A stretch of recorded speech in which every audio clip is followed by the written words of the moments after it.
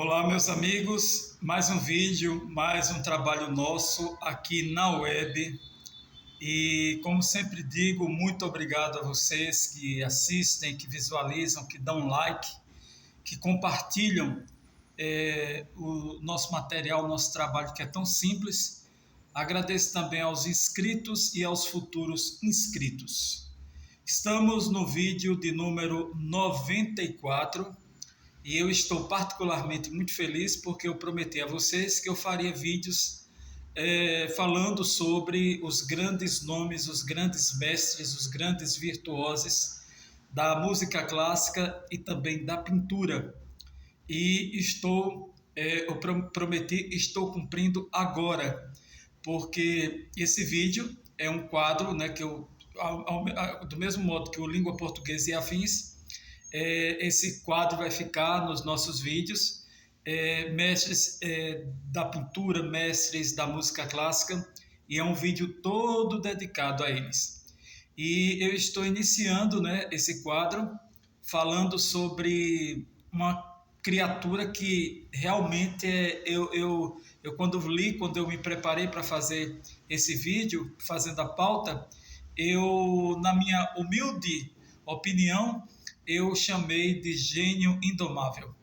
E realmente eu me deparei com uma figura muito interessante, muito diferente, que é o Vincent van Gogh. Nós vamos falar sobre ele. Eu já conheci um pouco da vida dele, um pouco das obras, mas quando eu mergulhei para fazer esse vídeo para vocês, eu confesso que eu estou deveras encantado e impressionado pela grande personalidade, pela personalidade, diria até enigmática, de Vincent van Gogh. Então vamos lá, eu vou falar só um pouco, né, do muito que foi a trajetória de Vincent van Gogh, que viveu apenas 37 anos, mas parece que viveu 100, de tantas coisas, de tanta ebulição que ocorrera na vida dele.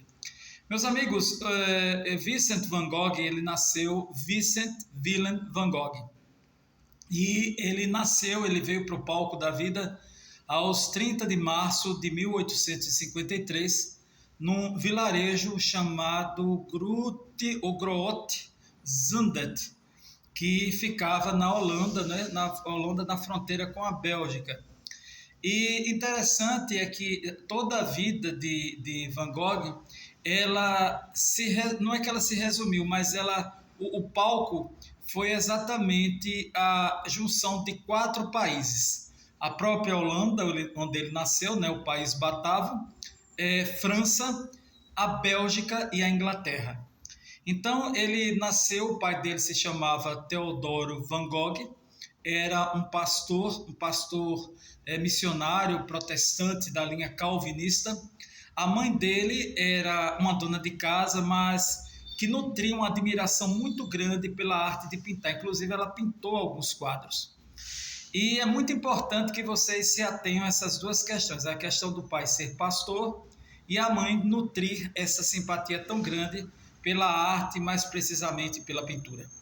Então eles tiveram 5 filhos. Foram 3 homens e 2 mulheres. Mas Vincent van Gogh, ele foi o segundo filho, porque a vida de Van Gogh, desde pequeno, desde tenra idade, foi marcada por muitas tragédias, por muitas coisas desagradáveis. Antes, lógico, dele nasceu um menino, sendo que logo quando o menino nasceu, ele morreu no momento do parto. Alguns dizem que foi no momento do parto, outros dizem que foi depois. E esse menino se chamava exatamente Vincent Willem van Gogh. E esse menino faleceu, foi enterrado, e lá na lápide dele, no cemitério, tinha sempre o nome Vincent Willem van Gogh. Então, o segundo filho foi o verdadeiro, né, o Vincent van Gogh, Vincent Willem van Gogh. E ele já vivia uma turbulência, porque ele tinha muita sensibilidade, ele ia até o cemitério, via aquela lápide funerária com o nome Vincent Willem van Gogh, e ele vivo. Então era uma coisa que chocava muito. Ele teve uma infância muito difícil, porque ele desde criança ele era muito conturbado. Eu diria até que Vincent van Gogh era uma criatura metafísica, ele era parapsíquico, ele era paranormal, digamos assim. Porque ele mesmo em criança, ele tinha atitudes e ele tinha visões da vida totalmente opostas, totalmente diferentes do comum, já naquela época. Então, não há muitos relatos sobre a infância, nem também sobre a adolescência. Quando ele vai completando aí seus 15, 16 anos, o pai dele o coloca para trabalhar e ele vai trabalhar exatamente numa galeria de arte, uma galeria famosa lá em Haia, na Holanda, chamada Goupil. E ali ele já começa a dar os primeiros passos. Sendo que, outro ponto muito importante dessa biografia, que ele tinha um irmão mais novo, se eu não me engano eram 6 ou 7 anos de diferença, o irmão que se chamava Theo. E Theo, mesmo sendo o irmão dele mais novo, nutria por ele um amor muito de proteção. Ele foi o anjo da guarda de Vincent van Gogh até o último suspiro dele, e é uma história linda, é uma história à parte, a história desses dois irmãos. E as duas irmãs para ele nem influíam, nem contribuíam. Então ele começou a trabalhar, ele se deu muito bem nessa galeria que pertencia a um tio dele, um tio muito próspero, e ele ficou lá trabalhou em meio a obras de arte, essa coisa toda de pintura, já começou a ter contato com a arte, sendo que ele se dedicou tanto que ele foi transferido para uma outra loja em Bruxelas, na Bélgica. Continuou se dando bem aos 16, 17, 18 anos, até que ele foi ele saiu de lá e veio a primeira decepção dele, que foi a decepção amorosa. E essa decepção fez com que apertasse lá o gatilho, e o gatilho dos primeiros desequilíbrios emocionais, psicológicos e até psiquiátricos desse rapaz. Ele se apaixona por uma moça chamada Ursula Lawyer, e essa moça, quando ele foi pedir lá em namoro, ele queria se casar, ela simplesmente o ridicularizou seu aspecto, ridicularizou todo o conjunto, né? Todo o conjunto Van Gogh de então. E aquilo chocou muito, entristeceu muito, acabou com ele, e ele foi o popular Meu Mundo Caiu, e ele se atrapalhou também no trabalho, ele pediu para sair, porque Van Gogh ele tinha uma dificuldade que ele não conseguia fazer muitas atividades ou desempenhar várias atividades de uma maneira equilibrada. Não, se ele fizesse uma atividade com relação ao trabalho, ele ia ser totalmente obcecado por aquela função. Se fosse um relacionamento amoroso, ele seria totalmente dedicado. Ele não se preocuparia com outros setores da vida. Foi um fato que o prejudicou bastante. Então, o que foi que ele fez? Ele ficou tão obcecado por essa moça e tão obcecado também pelo não e pela ridicularização que ela fez, que ele se dedicou a duas coisas. Ele se dedicou a ler a Bíblia, ele se isolou, ele voltou para a casa dos pais e começou a ler, a estudar a Bíblia já porque tinha a influência do pai, que era um pastor protestante. E ele também começou a se interessar, já que ele vivia nesse meio, a se interessar e a ler sobre a vida dos grandes pintores daquela época, sobre os tipos de pintura. Então ele se dedicou bastante. Ele recebeu um convite depois para trabalhar na Inglaterra, em Londres, e trabalhar numa escola, sendo que essa função que ele ia desempenhar nessa escola era exatamente de cobrar nas casas dos alunos, cobrar os pais desses alunos as mensalidades que estavam atrasadas. Ele foi trabalhar, ainda muito abalado, muito chocado, mas precisava pagar as continhas dele daquela época e ajudar a família.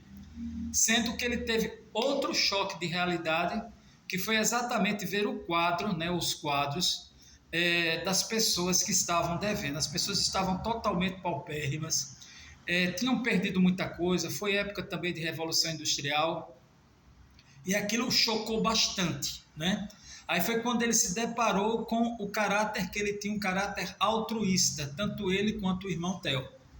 Aí o que acontece? Ele tem mais um choque de realidade, volta para a casa dos pais e volta totalmente decidido.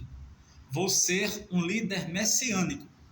Recebe um novo convite e vai trabalhar messianicamente numa cidade, era uma cidade, tipo uma cidade de fábrica, né? Na região de Bruxelas, na Bélgica. E foi lá onde o trabalho dele era exatamente pregar para os mineiros, ou seja, os homens que trabalhavam na mineração.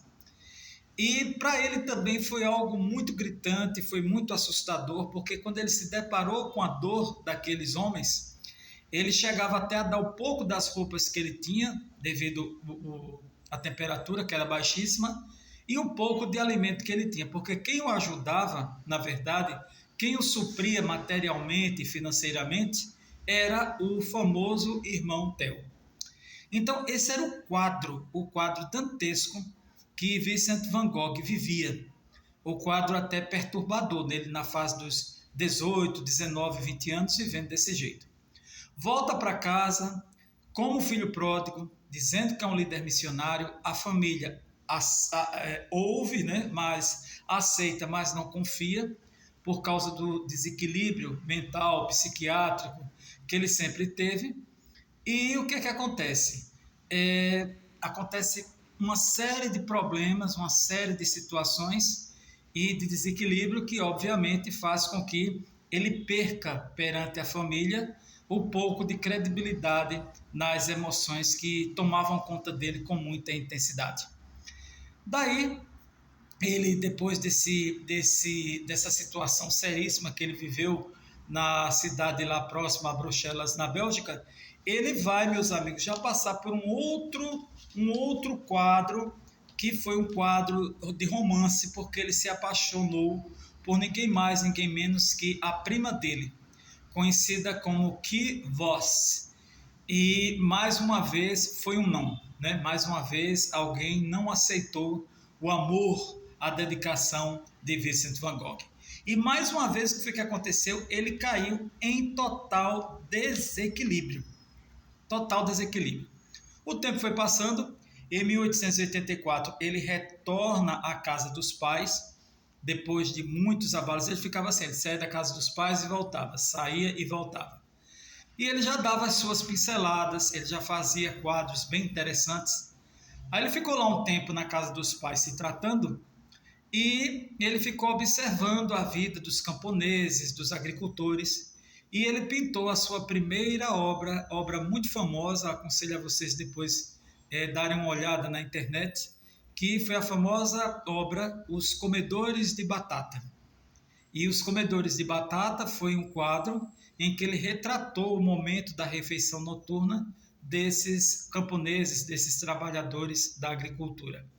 E o quadro, ele retrata justamente o estilo que ele desenvolvera, quer dizer, cores escuras, cores acinzentadas, um tom soturno, um tom de tristeza, pessoas com aparência muito apática, porque era exatamente o retrato, né, da alma, da psique que Vincent vivia naquela época. Então, Os Comedores de Batata, né, o quadro, fez muito sucesso, né, hoje vale milhões, mas foi, eu diria assim, a avant-première da grande obra de Vincent van Gogh. Então, o que acontece? Depois ele vai morar perto do irmão Theo. O irmão Theo não morava lá no vilarejo, e o irmão Theo arrumou um lugarzinho para ele ficar, um quartinho para ele ficar, e ele colocou para morar com ele uma prostituta. E essa prostituta tinha filhos. Isso gerou muito problema, porque ele também se apaixonou pela prostituta. Quando ele se apaixonava, ele sentia aquela coisa que tinha que ajudar as pessoas, quando quem deveria receber mais ajuda deveria ser ele mesmo. E ele se apaixonou por essa prostituta a um ponto até dele fazê-la de modelo.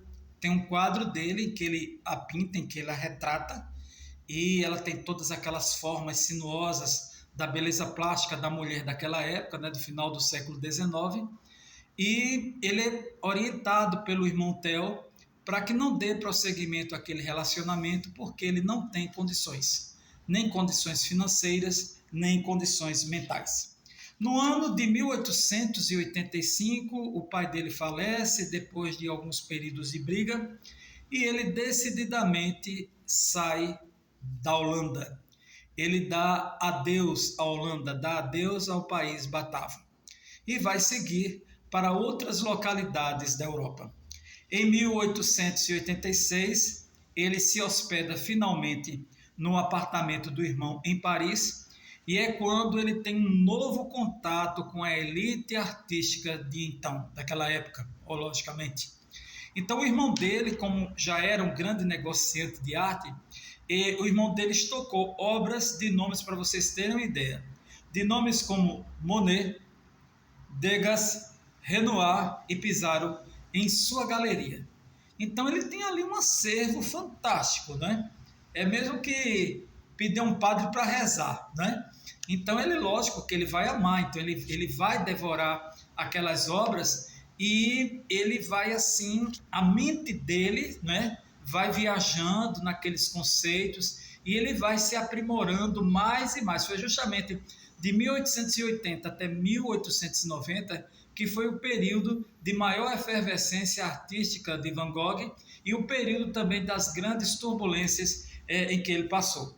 Então, o que foi que aconteceu? Ele, em seguida, ele lá na casa do irmão dele, ele ficou mais ou menos equilibrado e ele se inscreveu num estúdio de pintura, eram os famosos estúdios de pintura, e um deles foi exatamente de um rapaz chamado Fernand Cormon, que era um cara, nessa época o impressionismo já estava dando as suas caras lá na França, porque Paris era o centro cultural e artístico do Ocidente naquela época. Então o que aconteceu? Ele se juntou a Fernando Cormon, se juntou também a Émile Bernard, e é um nome muito conhecido nosso, que foi ninguém mais, ninguém menos, como eu sempre digo, Toulouse-Lautrec. Então esses eram totalmente anti-impressionismo. Ele foi aprendendo, aprimorando as técnicas, até que tudo que ele era assim, ele se juntava a um grupo, de repente ele brigava, de repente ele se desentendia. Ele se desentendeu com esse grupo e daí o irmão dele o apresenta para dois grandes nomes. Primeiro foi Camille Pissarro e Paul Gauguin. Então o que acontece? Esse Gauguin, né, que se escreve G-A-U-G-U-I-N, talvez eu não esteja pronunciando direito porque eu não sei francês. Então o que acontece? Ele se aliou nessas pessoas, principalmente ao Gauguin, que era um conhecedor do impressionismo, era um praticante, digamos assim, da arte da pintura impressionista, e acontece o seguinte, eles se juntam, mas tem um grande problema, eu não diria nem pequeno, grande problema, um grandiosíssimo problema, é que o temperamento de Van Gogh era um temperamento extremamente difícil. Ele bebia muito, ele era viciado em álcool, ele era esquizofrênico, ele era epilético, ele tinha alucinações, ele tinha convulsões. Ele, quando ele se irritava com a pessoa, ele vivia antíteses, né? Ele tanto poderia ser super doce, super afável com as pessoas, como totalmente detonador, e nas famosas feridas que todos nós temos. Então foi uma coisa muito difícil na época o convívio com ele. Outra coisa, no momento do parto, ele sofreu uma lesão no crânio e logicamente no cérebro, né, que ajudou muito nesse processo de tormentos psíquicos que ele sofrera. Então era muito difícil conviver com ele. Então ele foi conviver com essas pessoas e também aconteceram problemas bem desagradáveis. Então que ele se juntou a esse grupo, aí foi aprendendo, foi se apaixonando pelo impressionismo e foi mudando também, porque Gauguin ele era muito encantado pelo impressionismo, logicamente feito lá no Japão, porque eram pinturas, ele se identificou muito com as pinturas, eram pinturas suaves, pinturas muito luminosas, com cores vibrantes, com muita utilização de tinta, muito diferente da postura de pintura, do tipo de técnica empregada pelo Van Gogh de antes do impressionismo. Aí o que acontece? Eles vão, trabalham, depois brigam e ele aluga um sobrado amarelo na praça de Lamartine e mergulhou no seu trabalho com afinco. E tentou formar o Van Gogh uma colônia de artistas plásticos, no caso da pintura, e convidou o Gauguin. E o Gauguin, ele aceitou, eles trabalharam intensamente, mas houve um problema, né? As obras eram fantásticas, o trabalho era muito bonito, mas eles não conseguiam vender. E ali Van Gogh se deparou com uma qualidade não muito positiva do Gauguin, que era, segundo ele, o cinismo e a grosseria. Então Gauguin detestava em Van Gogh toda a desorganização que ele tinha. A casa era desorganizada, tudo dele era desorganizado. Então eles tiveram uma baita de uma briga. E essa briga foi tão séria que quase que ia às vias de fato. O Van Gogh estava com a navalha e não atacou o Gauguin, atacou a si mesmo, cortou o lóbulo da orelha esquerda. E segundo alguns biógrafos, ele colocou no papel, embrulhou e deu a uma prostituta, que ele teve também problema, porque ele tinha muitos envolvimentos, alguns biógrafos dizem que, logicamente, naquela época tinha muito isso, teve problemas também de doenças venéreas, porque ele tinha muitos relacionamentos com prostitutas. Aí o Gauguin fugiu, pegou o primeiro trem e fugiu, isso já no final da década de 80 do século XIX, e ele foi se recuperar, né, porque ele teve um problema muito sério, né, ele perdeu muito sangue, e a briga dele o desequilibrou bastante, porque ele tinha uma amizade muito grande pelo Gauguin, né? E foi o Gauguin que passou para ele muitas técnicas, e a nova técnica que era exatamente o impressionismo.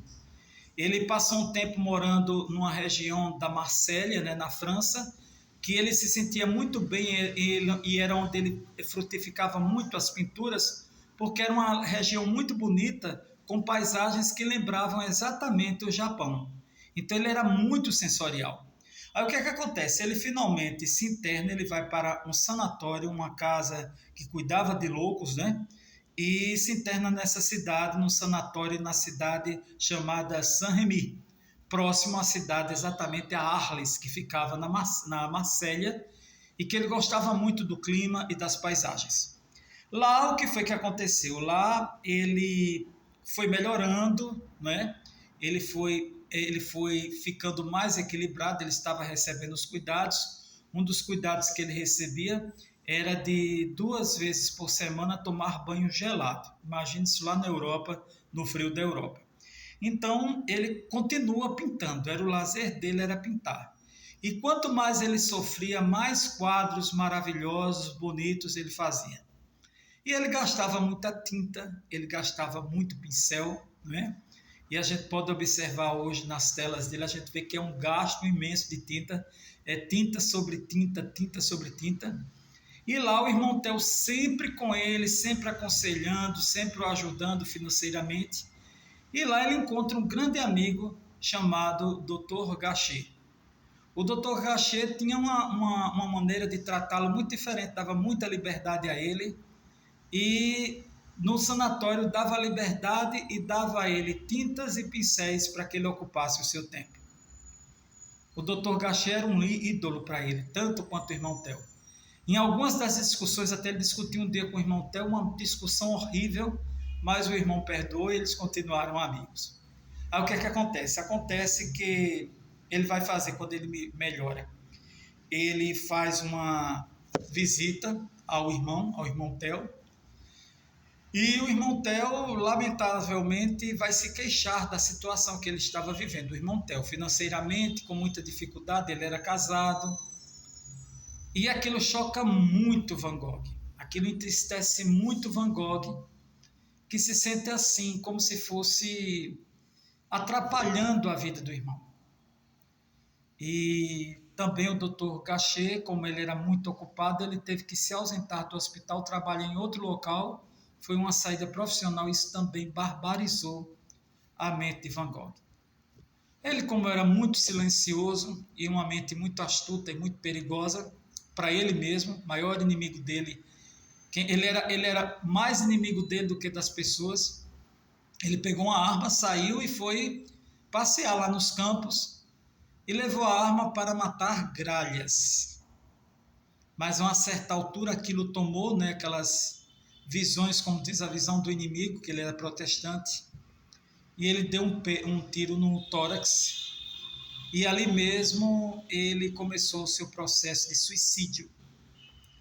E ele ficou cambaleando, ele não caiu, ele ficou cambaleando, mas se segurou e, estranhamente tranquilo, ele voltou para a casa dele, passou a noite, fumou, e tanto o irmão quanto o Dr. Gachet, retornou, o irmão também passou dias, eles trocaram, ele e o irmão, cerca de 750 cartas quando não estavam juntos.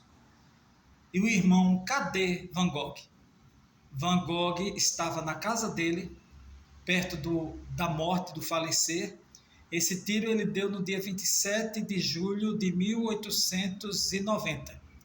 E 2 dias depois ele falece nos braços do irmão, em decorrência do suicídio, em decorrência do tiro. Meus amigos, isso é só um pouquinho, eu vou fazer a parte 2 da vida de Van Gogh. Essa é a primeira parte, é só para situar vocês. E eu fiquei assim impressionado com a vida deste homem. Eu achei linda a ligação dele com o irmão, e o irmão, eu quero fazer até aqui um box, como a gente diz em jornalismo, que o irmão dele, o Theo Gogh, ele foi um apoiador intuitivo e leal de Vincent van Gogh. Ele encorajava o irmão nos momentos mais difíceis, o ajudava financeiramente, e foi um verdadeiro tutor, um verdadeiro anjo. E o Theo Gogh, ele amava tanto Van Gogh, era um amor, mais do que um amor paternal, né? Parece uma coisa mesmo de Deus, que quando Van Gogh faleceu, ele não aguentou a perda, e aos 6 meses da morte de Vincent van Gogh, o Theo Van Gogh, aliás, ele parte dessa vida. Então, isso são sensações muito fortes. Eu queria falar também aqui que em 1886 as gravuras japonesas estavam na moda, e o Japão começou a negociar com o Ocidente, a exemplo de Gauguin, Van Gogh, que foi também bastante influenciado por esse estilo de cores e traços fortes. Em 1886 entre 1886 e 1888, Van Gogh pintou seus quadros com a mesma técnica do impressionismo, pois aplicava tintas em traços e curvas em camadas de tinta extremamente grossas. A famosa Casa Amarela onde ele viveu foi bombardeada em 1944. São dados, são coisas que são itens que nós vamos falar na parte 2 da vida e obra de Van Gogh. Eu só quero aqui passar para vocês algumas obras dele, que o próximo vídeo eu vou falar principalmente das obras. Algumas delas vocês podem pesquisar na internet. O Quarto em Arles, que foi de 1888. Os famosos girassóis de Van Gogh, que ele adorava os girassóis. No caixão dele foram colocados os girassóis. Foi de 1888. O Campo de Milho e Ciprestes, de 1889. Noite Estrelada, de 1889. A Igreja de Alves, de 1890. E o Autorretrato, que é conhecidíssimo dele, de 1890. Então, meus amigos, eu encerrando nesse primeiro vídeo, a gente vê tanta coisa, né, sem noção na mídia hoje, né? As emissoras de TV aberta, fica aí uma dica, né, para essas emissoras de TV aberta, fazem programas tão sem cultura, sem informação.